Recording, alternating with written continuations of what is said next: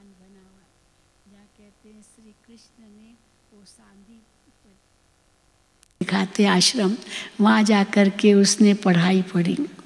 तो श्री कृष्ण तो खुद पाठशाला में पढ़ने जाते हैं, प्रिंस प्रिंसेस कैसे स्कूल में जाते हैं, वहाँ की भाषा ही दूसरी है।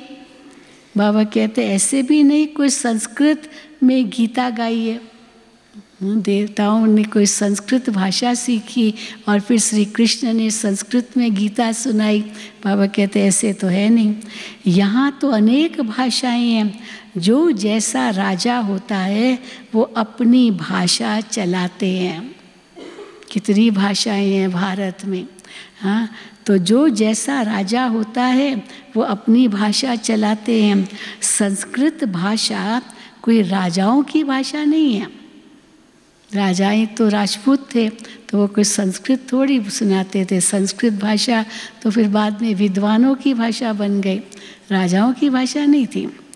संस्कृत भाषा कोई राजाओं की नहीं है। बाबा कोई संस्कृत नहीं सिखलाते हैं, बाप तो राजयोग सिखलाते हैं सतयुग के लिए। बाप कहते हैं काम महाशत्रु है, इन पर तुम जीत पहनो। प्रतिज्ञा कराते हैं, है ना, बाबा प्रतिज्ञा कराते हैं कि हम योगी बनेंगे, पवित्र बनेंगे। तो प्रतिज्ञा कराते हैं। यहाँ जो भी आते हैं उनसे प्रतिज्ञा कराई जाती है। काम पर जीत पाने से तुम जगत जीत बनेंगे। प्रलोभन देते ना बाबा, क्यों काम पर जीत पाओ, क्योंकि तुम इससे जगत जीत बनोगे। ये है मुख्य विकार। ये हिंसा द्वापुर से चली आती है। काम विकार की हिंसा बाबा कहते द्वापुर से चली आती है, जिससे वाम मार्ग शुरू हुआ। काम विकार में गए, वाम मार्ग शुरू हुआ, गिरती कला शुरू हुई। देवताएं कैसे वाम मार्ग में जाते हैं, उनका भी मंदिर है। खजुराहो में जाओ, वहाँ मध्य प्रदेश में खजुराहो है, कितने सारे मंदिर है, लेकिन बाहर जो मूर्तियाँ हैं ना, सब देवताओं के अश्लील चित्र, काम विकार के चित्र, तो सब वाम मार्ग के चित्र हैं। उनका भी मंदिर है, वहाँ बहुत छीछी चित्र बनाए हैं। बाकी वाम मार्ग में कब गए, ये कब से वाम मार्ग में गए, विकारी मार्ग में गए, ये उसकी तिथि तारीख तो कुछ है नहीं, वो नहीं लिखा है उन मंदिरों में ये कब वाम मार्ग में गए, लेकिन उनके गंदे चित्र हैं। सिद्ध होता है कि काम चिता पर बैठने से काले बनते हैं। काम विकार में गए, काम चिता पर बैठे तो काले बन जाते हैं, परंतु नाम रूप तो बदल जाता है। उस देवता रूप में काम चिता पर नहीं बैठते हैं। जब वो नाम रूप बदल करके द्वापुर में आत्मा आती है, तब काम विकार में फंसते हैं, तब कहेंगे वाम मार्ग में गए। परंतु नाम रूप तो बदल जाता है, क्योंकि जन्म बदलता गया।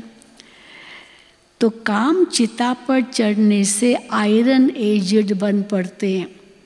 पर वो जो चित्र दिखाते उसमें क्या लोगों को लगता है कि देवताएं ऐसे काम विकार में गए। तो काम चिता पर चढ़ने से आयरन एजेड बन पड़ते हैं। अभी तो 5 तत्व भी तमो प्रधान है ना, इसीलिए शरीर भी ऐसे तमो प्रधान बनते हैं। जन्म से ही कोई कैसे हो पड़ते हैं, है ना। कितने अपंग बनते हैं, उसको अपंग न कहकर चैलेंज्ड कहते हैं आजकल। चुनौतीपूर्ण है उनका जीवन, क्योंकि कोई अंग नहीं है। तो इसलिए बाबा कहते हैं कि कैसे बन पड़ते हैं, शरीर भी कैसे बन पड़ते हैं। जन्म से ही कोई कैसे हो पड़ते हैं। अब वहाँ सतयुग में क्या होगा, वहाँ तो एकदम सुंदर शरीर होते हैं। अभी तमो प्रधान होने के कारण शरीर भी ऐसे ही है। मनुष्य ईश्वर प्रभु आदि भिन्न भिन्न नामों से याद करते हैं, परंतु उन विचारों को पता ही नहीं है क्या पता नहीं है, प्रभु, ईश्वर, भगवान, अल्लाह, खुदा, गॉड, सब कितने नामों से याद करते हैं, लेकिन क्या पता नहीं है उनका। परंतु उनको पता ही नहीं है, विचारों को पता ही नहीं है, आत्मा अपने बाप को याद करती है, पर वो कौन है पिता पता नहीं। हे बाबा आकर के शांति दो, ऐसे भी कहती है। यहाँ तो कर्म इंद्रियों से पाठ बजा रहे हैं, तो शांति कैसे मिलेगी? आत्मा अशरीरी हो जाए, परमधाम चली जाती है तो शांति है। या कर्म इंद्रियों से पाठ बजाना और फिर विकारी बन जाते हैं, तो जो पाठ होता है वो भी विकारों वश, तो फिर शांति कहाँ से होगी? तो बाबा कहते हैं यहाँ तो कर्म इंद्रियों से पाठ बजा रहे हैं, तो शांति कैसे मिलेगी? विश्व में शांति थी, कब थी? जबकि इन लक्ष्मी नारायण का राज्य था, परंतु फिर उसको भी लाखों वर्ष कल्प की आयु कह दी है, तो मनुष्य बेचारे कैसे समझे? जब इनका यानी देवताओं का राज्य था तो एक राज्य एक धर्म था, और कोई खंड में ऐसे नहीं कहते हैं, भारत में ही कहते हैं एक धर्म हो, एक राज्य हो, एक हो, और खंडों में और देशों में ऐसे नहीं कहते हैं। तो एक धर्म था और कोई खंड में ऐसे नहीं कहते हैं कि एक धर्म एक राज्य हो। यहाँ आत्मा मांगती है, राम राज्य चाहिए, सब एक हो, तो यहाँ आत्मा मांगती है एक राज्य हो। तुम्हारी आत्मा अब जानती है, अब हम एक राज्य स्थापन कर रहे हैं, वहाँ सारे विश्व के हम मालिक रहेंगे। चढ़े नशा, हम सारे विश्व के मालिक रहेंगे। बाप हमको सब कुछ दे देते हैं, कोई भी हमसे वो राजाई छीन नहीं सकता। ऐसे नहीं राजाई पाई और डरी डर की कोई छीन न ले, तो कोई हमसे वो राजाई छीन न सके। हम सारे विश्व के मालिक बन जाते हैं। विश्व में कोई सूक्ष्म वतन मूल वतन नहीं आता है। जब कहते हैं विश्व की राजाई, तो सूक्ष्म वतन मूल वतन में राजाई की तो बात ही नहीं है, इस सृष्टि पर राजाई है। विश्व में कोई सूक्ष्म वतन मूल वतन नहीं आता है, ये सृष्टि का चक्र यहाँ ही फिरता रहता है। इसको बाप जो रचयिता है वही जानते हैं कैसे चक्र फिरता है, केवल बाप जो रचयिता है वही जानते हैं। ऐसे नहीं कि रचना रचते हैं, रचयिता है लेकिन रचना रचते हैं है नहीं और फिर रचते, ऐसे नहीं है। रचना पहले से ही है लेकिन परिवर्तन करते हैं, इसलिए रचयिता है। ऐसे नहीं कि रचना रचते हैं। बाप आते ही हैं संगम पर, पुरानी दुनिया से नई दुनिया बनाने। दूर देश से बाबा आया हुआ है। तुम जानते हो नई दुनिया हमारे लिए बन रही है। चढ़ा और नशा, नई दुनिया हमारे लिए बन रही है। बाबा हम आत्माओं का श्रृंगार कर रहे हैं, उनके साथ फिर शरीर का भी श्रृंगार हो जाएगा। अब ये आत्माओं का श्रृंगार करना है, शरीर का श्रृंगार नहीं करना है। फिर सतयुग में जाएंगे तो शरीरों का श्रृंगार ऑटोमेटिकली हो जाएगा, पर यहाँ करने की ज़रूरत नहीं है। यहाँ बाबा ने भी कल का ना सिंपल रहना है। उनके साथ फिर शरीरों का भी श्रृंगार हो जाएगा। आत्मा पवित्र होने से फिर शरीर भी सतो प्रधान मिलेंगे। शरीरों का श्रृंगार हो जाएगा, मन अपने आप नहीं आभूषण आ जाएंगे, लेकिन शरीर सतो प्रधान हो जाएगा। सतो प्रधान तत्वों से शरीर बनेंगे। इनों का सतो प्रधान शरीर इनों का सतो प्रधान शरीर है ना, लक्ष्मी नारायण का सतो प्रधान शरीर है ना, इसीलिए नेचुरल ब्यूटी रहती है। प्राकृतिक सुंदरता इतनी है तो शरीरों की भी इतनी सुंदरता है। गाया भी जाता है रिलीजन इज माइट, धर्म में शक्ति है। अब माइट मिली कहाँ से? धर्म में शक्ति, अभी तो वो धर्म अधर्म बन गए हैं तो शक्तिहीन है। धर्म पिताएं जब आए थे तो बहुत शक्ति थी उस धर्म में। धर्म पिताओं ने जो कुछ कहा उसको मानते थे। अभी उन्होंने जो कहा आजकल तो सब उसके विपरीत ही चल रहे हैं, तो धर्म की शक्ति भी खत्म हो गई। तो बाबा कहते हैं तुमको, तो बाबा कहते हैं गाया भी जाता है रिलीजन इज माइट। अब माइट मिली कहाँ से? एक ही देवी देवताओं का रिलीजन है जिससे माइट मिलती है। देवी देवताओं के धर्म में ही सच्ची माइट है। ये देवताएं ही सारे विश्व के मालिक बनते हैं और कोई विश्व का मालिक नहीं बनते हैं। और धर्मों की राजाई तो बहुत बाद में शुरू होती है, पर देवताओं की राजाई तो शुरू में ही हो जाती है। और कोई, बाबा कहते हैं देवताएं ही सारे विश्व के मालिक बनते हैं और कोई विश्व के मालिक नहीं बनते हैं। तुमको कितनी माइट मिलती है? लिखा हुआ भी है आदि सनातन देवी देवता धर्म की स्थापना शिव बाबा ब्रह्मा द्वारा करते हैं। हमारे चित्रों पर लिखा हुआ है। अब ये बातें दुनिया में कोई जानते थोड़ी है। बाप कहते हैं मैं ब्राह्मण कुल स्थापन करता हूँ, फिर उन्हों को सूर्यवंशी डिनास्टी में ले जाता हूँ। ब्राह्मण कुल स्थापन करता हूँ, फिर ब्राह्मणों को ही देवता राजाई में ले जाता हूँ, सूर्यवंशी डिनास्टी में ले जाता हूँ। जो अच्छी रीति पढ़ते हैं वो पास हो सूर्यवंशी में आते हैं। है सारी ज्ञान की बात। कोई ऐसे नहीं ऐसे उठाकर ले जाते हैं, है सारी ज्ञान की बात। उन्होंने फिर स्थूल बाण हथियार आदि दिखाए हैं। बाण चलाना भी सीखते हैं, छोटे बच्चों को भी बंदूक चलाना सिखाते हैं। तुम्हारा फिर है कौन सा बाण, कौन सी बंदूक? हाँ, बाबा कहते हैं योग बाण। योग बाण से तुम माया को जीतते हो, माया को तुम खत्म करते हो। तुम्हारा फिर है योग बाण। बाप कहते हैं माम एकम याद करोगे तो तुम्हारे विकर्म विनाश होंगे। हिंसा की कोई बात नहीं है, ये योग बल की बात है, हिंसा की कोई बात नहीं है। तुम्हारी पढ़ाई भी है गुप्त। तुम हो स्पिरिचुअल यानी रूहानी सेल्वेशन आर्मी। ये कोई को मालूम नहीं है कि रूहानी आर्मी कैसी होती है। वो आर्मी को तो हम सब समझते हैं ना, वो जो सेना होती है उनको सब जानते हैं, पर रूहानी सेना भी होती है। बाबा कहते हैं ये कोई नहीं जानते। तुम हो इनकॉग्निटो स्पिरिचुअल रूहानी सेल्वेशन आर्मी। सारी दुनिया को तुम सेल्वेज करते हो, पार ले जाते हो। सबका बेड़ा डूबा हुआ है, बाकी सोने की लंका कोई है नहीं। ऐसे नहीं कि सोनी द्वारका नीचे चली गई, कोई सोनी द्वारका तो थी पर वो नीचे चली गई, ऐसे नहीं, वो टूट फूट गई।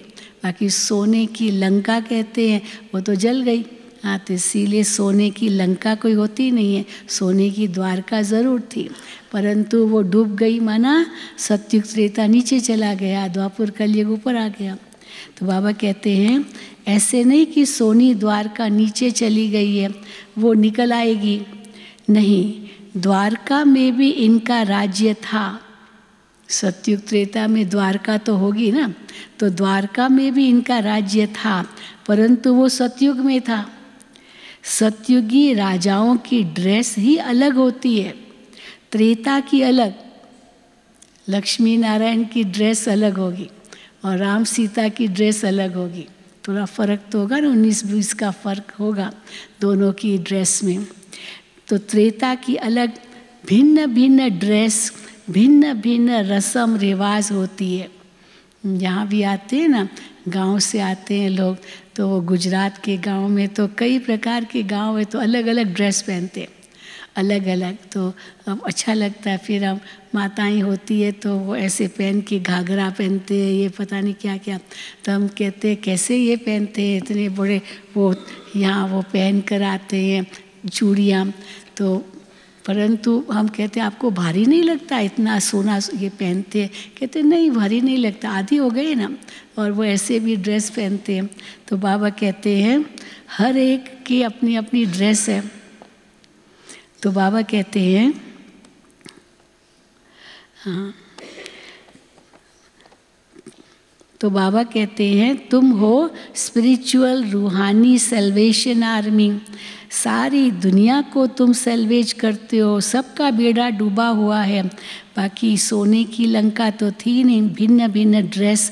बाबा कहते हैं हर एक राजा की रस्म रिवाज अपनी अपनी।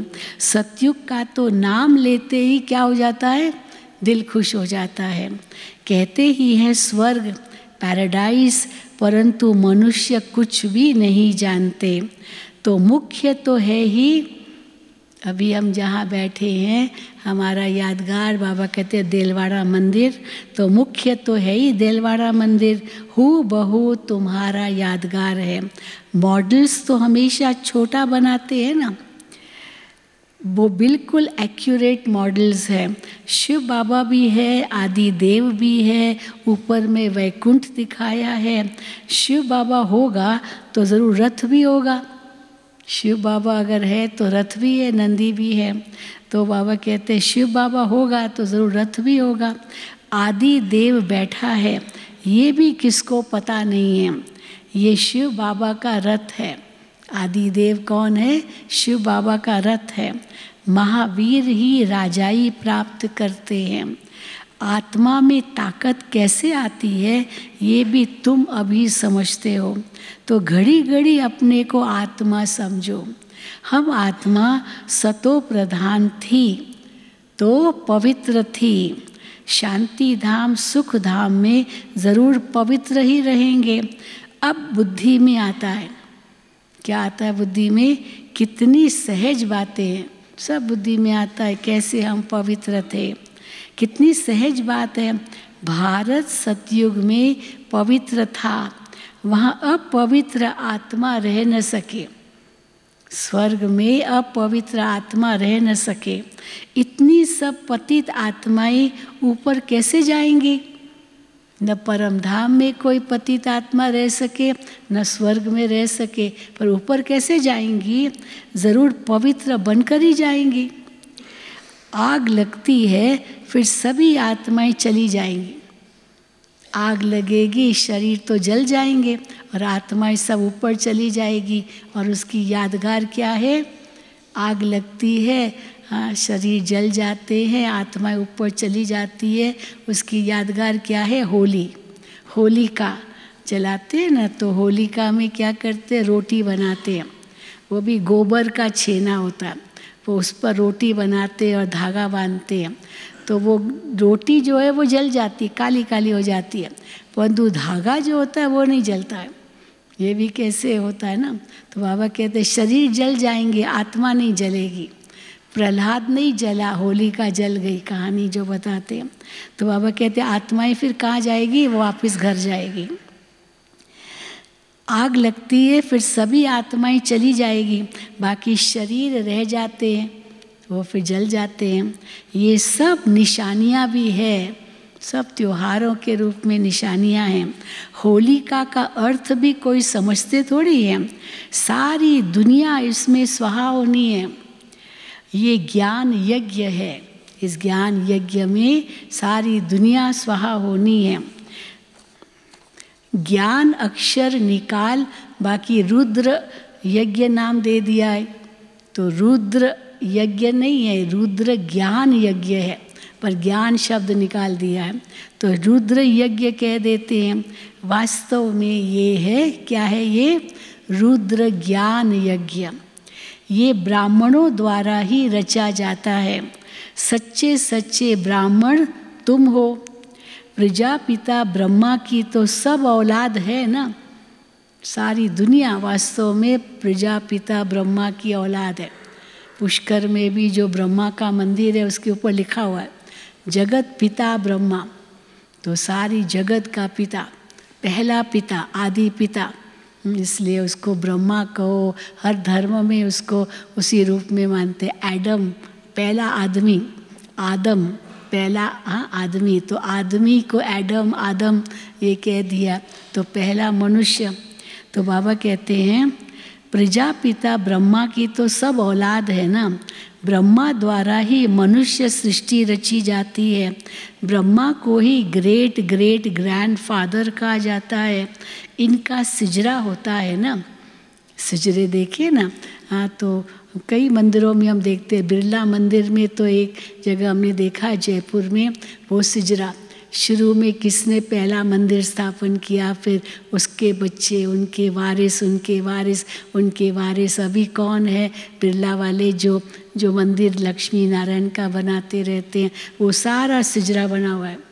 तो बाबा कहते हैं इनका सिजरा होता है ना, जैसे अलग अलग बिरादरी का भी सिजरा रखते हैं, तो तुम्हारी बुद्धि में है कि मूल वतन में है, फिर मूल वतन में भी सिजरा है, मूल वतन में है आत्माओं का सिजरा कायदे मुजिब कैसे, पहले शिव बाबा बीज, फिर ब्रह्मा विष्णु शंकर, फिर लक्ष्मी नारायण आदि, ये सब है, हाँ, वो सब सिजरा है, आत्माओं का सिजरा।